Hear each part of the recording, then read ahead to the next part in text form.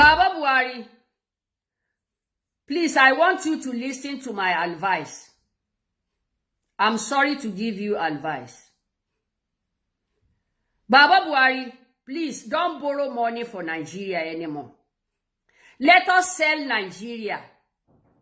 If we sell it, then you share every citizen of Nigeria their own money. Because your Kaba, if you borrow another money come, they will thief the money. No light for our children to have something to do and make money to eat. They finish their school. They finish their university. No work, no anything. All our children turn to bandage. They turn to yahoo yahoo. Is it good? And your children, they are having light. All of you people children, not only you. Baba Buhari, your children from Babangida children, from Yakubu Gowon children, they are getting light 24 hours. Look at all the property you people are taking from Nigeria to Europe and keep it in Europe. Europe are working with Nigerian money. They are repairing their country. Then our own country is spoiling. Baba Buhari, let us sell Nigeria. Let us sell it. Then we can have peace. You too, you will have peace. Baba Buhari, I'm sorry to say it. We are fed up. Baba Buhari, dan Allah dan Annabi. Kabari a siyar da Najeriya. Kabari a siyar da Najeriya in kana son kwanciyar hankali. A siyar da Najeriya. In an siyar da Najeriya za ka samu kwanciyar hankali. Yaranku suna kwana suna tashi.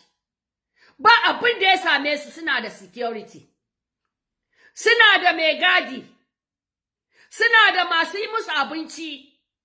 Suna da komai. Dukiyar Najeriya ya tsaya hannun yaranku duka.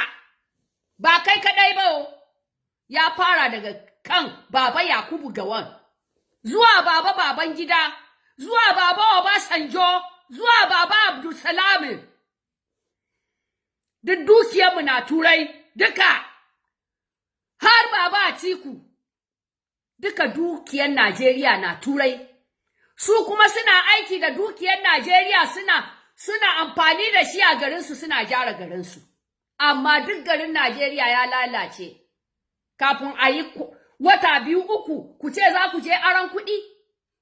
To in ma an kasa ba ku kuɗi ma, za ku ɗauke mana yara ku yi aron kuɗi da shi.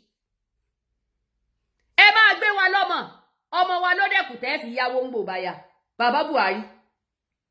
Àwọn ọmọ wa ò ríṣẹ́ wọn ò rí náà fi ṣiṣẹ́. Tí iná bá wà ní ṣe bí wọ́n lè ṣe nǹkan ọwọ́ wọn tí wọ́n sì máa fi jẹun. Àwọn ọmọ jáde yunifásitì kò síṣẹ́.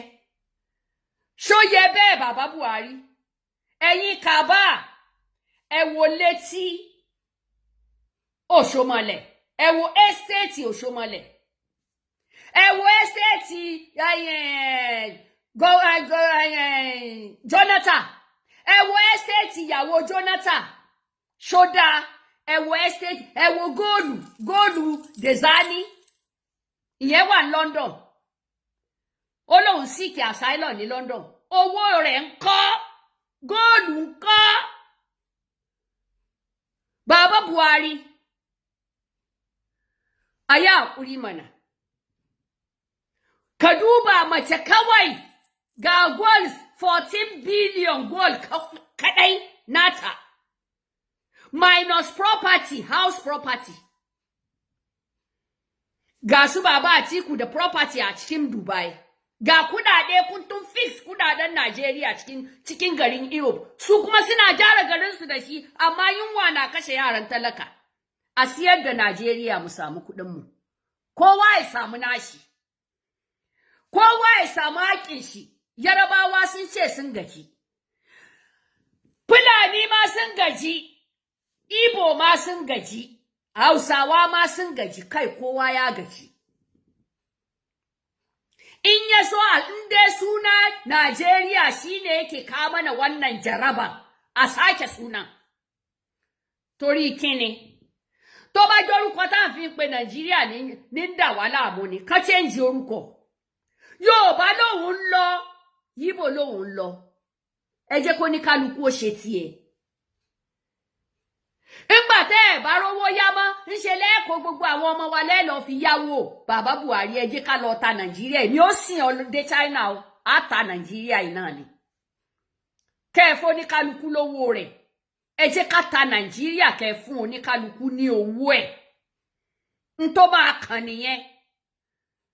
Ẹni tí ó bá dúró lé Haúsá yóò dúró lé Haúsá. Ẹni bá máa dúró lé Ìgbò yóò dúró lé Ìgbò. Ẹni bá máa dúró lé Yorùbá yóò dúró lé Yorùbá. Ó ti tó gẹ́ o. Ó tó gẹ́ o. Ẹ ti jẹ́ ká ṣàìlójútì sáwọn bàbá. Wọ́n ti ṣe àìlójútì. Àwọn ọmọ wa ti ṣàìlójútì. Àwọn àbúrò wa ti ṣàìlójútì. Àwọn ẹ̀gbọ́n wa ti ṣàìlójútì sáwọn bàbá wa lọ́balọ́ba. Kí ló dé? Ìlú Nàìjíríà nìkan níjọba ti ń control àwọn lọ́balọ́ba ni. Tẹ́ẹ̀tì ẹ̀ wá jẹ́ ká sọ̀rọ̀ nǹkan kan. Kí ló dé? Àwọn èèyàn láwọn ń lọ, ẹ jẹ́ wọn lọ. Ẹ wo tí Òṣómọlẹ̀, ẹ wo estate tó lọ kọ́. Lóun nìkan tó sì jẹ́ yàrá kan ló máa sùn. Ẹ wo estate ìyàwó Jonathan. Ẹ wo estate Jonathan tí ó sì lọ́mọ kankan.